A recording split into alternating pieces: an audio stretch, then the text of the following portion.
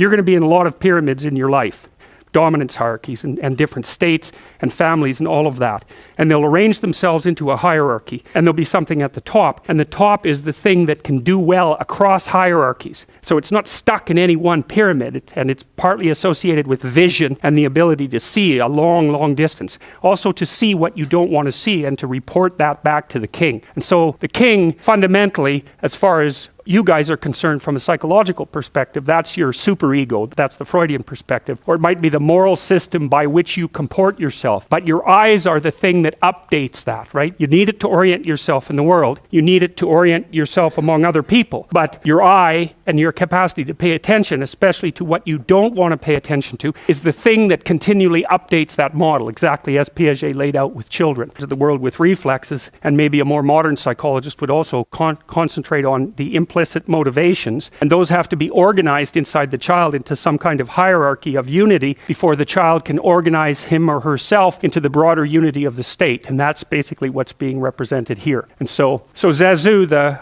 eyes of the king, comes to check out the king, and that's what's his name? What's the king's name? Mufasa, yeah. And he's a very regal-looking person, lion. And he stands up straight and tall, and that means that he's high in serotonin, because serotonin governs postural flexion. And if you're dominant and near the top of hierarchies, you tend to expand so that you look bigger than you could if you shrunk down. And so if you're a low dominant person, you wander around like this so that you look small and weak, and you don't pose a threat to anybody. But if you're at the top, you expand yourself so that you can command the space. And that's why he has that particular kind of regal posture. And if you look at his facial expression, you see that it's quite severe. He's capable of kindness, but he's also harsh and judgmental. And that's what society is like. That's what the superego is like. And what that means is that he's integrated his aggression. And I've seen this happen in my clinical clients when they come in and they're too agreeable. They look like Simba looks later in the movie when he's an adolescent, and he's sort of like a deer in the headlights. Everything is coming in and nothing is coming out. But when the person integrates their shadow and gets the aggressive part of themselves integrated into their personality, their faces harden. And if you look at people, you can tell, because the people who are too agreeable look childlike and innocent, and the people who, a hyper-aggressive person will look,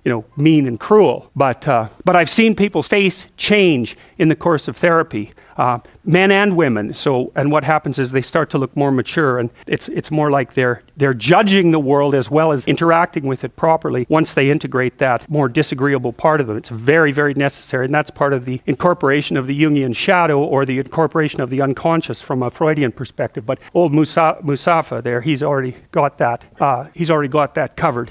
And he's capable, obviously he can smile, and he's capable of the full range of expressions, but he's a tough-looking character. The lion is an apex predator, and which means it's at the top of the food chain, roughly speaking, and it's sort of golden like the sun, so that's also useful. And it has that mane that makes it look majestic, and of course it's very physically powerful, and it's intimidating, and so it's something that you run away from as well, right? Or you're awestruck by. So the fact that it's like Snail King just doesn't make any sense, right? But Lion King, that works, and you got to think about those things, because it's not self-evident why a lion would work as a king but a snail wouldn't. All right, so now Mufasa has taken Simba up to the top of the pyramid, right? So that's the aluminum place, let's say, or the place of the eye, where you can really see a long ways. And he's explaining to him what his kingdom is going to be. And you see the sun, of course, appears at that to begin with, and that's another hint about being at the top. That's the illuminated part of the pyramid. And so they're up there talking, and what Mufasa tells Simba is that his kingdom is every place the light has touched. And that's so brilliant. So one of the things you'll notice if you move into a new apartment,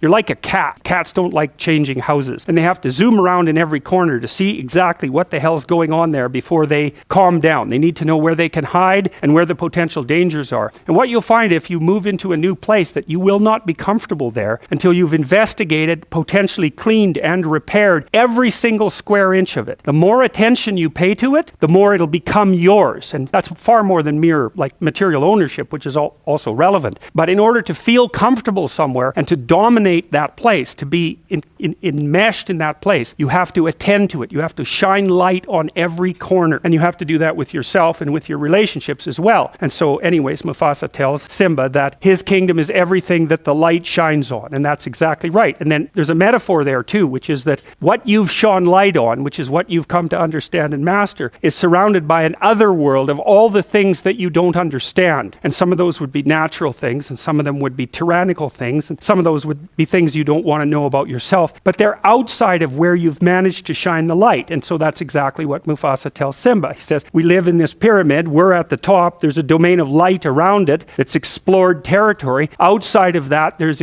unexplored territory, and that's partly the unconscious, because you fill it with fantasy, and it's partly what you just don't know. And then Mufasa tells Simba, and it's sort of like God telling Adam and Eve in the Garden of Eden not to eat the apple. Mufasa tells Simba, there's this outside place that's dark, that's not part of your kingdom, and you should not go there. And that's really interesting, because Simba doesn't even know about that place yet. And so Mufasa is doing something very contradictory there. It's like telling him that it exists and heightening his curiosity, but also saying that he shouldn't go there, almost ensuring that that's exactly what Simba is going to do. The state puts pressure on you to regulate your emotions, positive, negative, and positive. And it crushes you. It crushes the life out of you, a lot of it. And so you end up, your age, and you're all mopey because especially because you've been forced to sit down in school for like 17 years. You're all mopey, and it's no wonder, you've had the spirit taken out of you by the process of discipline. But without that, you'd be completely useless. So it's another one of those paradoxical,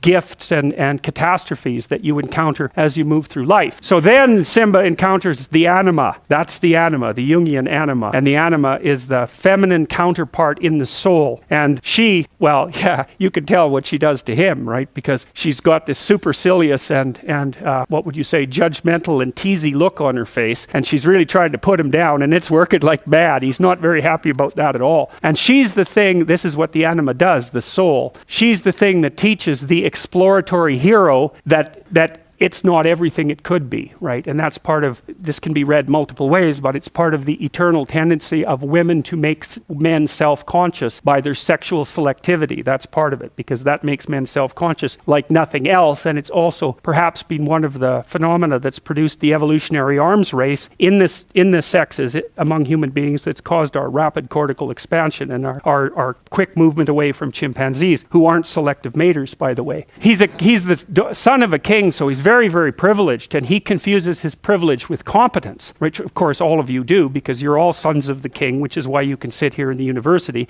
and you confuse your privilege with competence as well, because has nothing to do with any of you that the lights are on and this place is so peaceful, right? But you take that for granted, and it can make you false and arrogant. He's in for real trouble, man. He thinks he knows everything. And of course, then he has a wrestling match with, what's her name? Was it? Nala, yeah. He has a wrestling match with Nala, and she just pins him every time, right? Got you again, pinned you again. And that's basically right. One of the things that happens with men when they meet a woman who they really desire and admire is they project an ideal onto her immediately. That's an anima projection. And then that anima projection judges them, and they act all inferior and stupid. And it's partly because they are. That's why. And so then they go down in defeat constantly to this thing that they're projecting, which at least has some concordance with the actual woman, but not that much. So, okay, they keep wrestling, and then they're on the fringe of the kingdom. This wrestling match between this pairs of opposites takes them to the edge of the kingdom, and they end up in the elephant's graveyard, right? And there's bones everywhere. And so now they're out into the kingdom of death. And what that means is that these two kids, as they've grown up, encounter death, right? They go outside the light. And it's very, very shocking for them. They're very curious about it, obviously. They go to explore the skeletons and all of that, even though they were told not to. But their curiosity, they can't stay away from death. They're too curious about it. And so they develop knowledge of death. And then, of course, out there in the Deadlands is where the hyenas are. And that's exactly right, because hyenas are scavengers, right? And they can break bones with their teeth. They're really, really quite the animal. And, you kind of have a shudder of repugnance when you see those things. And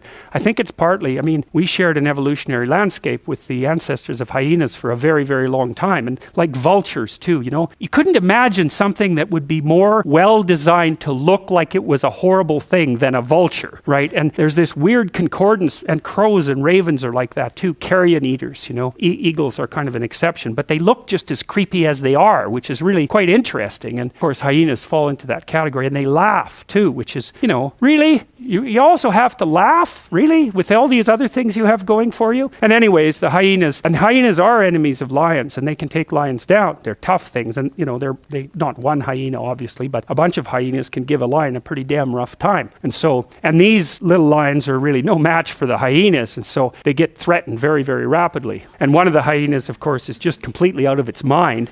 And one of the things that's really interesting, and you see this with the Muppets too, there was often a puppet that was like a crazy puppet, and its eyes would move in different directions. You know, and one of the things that happens with people who are schizophrenic is they show involuntary eye movements. And it's because you have a brain center that controls your eyes voluntarily, and you have another one that controls them involuntarily. So you can see that. Look ahead and try to move your eyes smoothly back and forth. You can't do it. You'll see that they jerk, hey? But if you put a finger in front of your face and then do this, they'll move perfectly smoothly, and that's because you're using different eye control centers, one voluntary and one more involuntary, and the involuntary one is actually more sophisticated. And so in schizophrenics, the involuntary eye control centers tend to disrupt the voluntary eye control centers, and that's likely part of the hallucinatory process, you know, because you have the ego in the schizophrenic, it's being disrupted by processes underneath, fantasies and that sort of thing, and that looks like it's reflected in involuntary eye movements, like dream movements. So anyways, so much for the crazy hyena, and they're in real trouble. Now the king's eye, who's supposed to be keeping an eye on this and was supposed to be watching Simba, is trying to intervene, but I mean, look at him. He's like a delicious little bird, and so that's not working out very well. One is the loneliest number that you'll ever do. Two can be as bad as one. It's the loneliest number since the number one.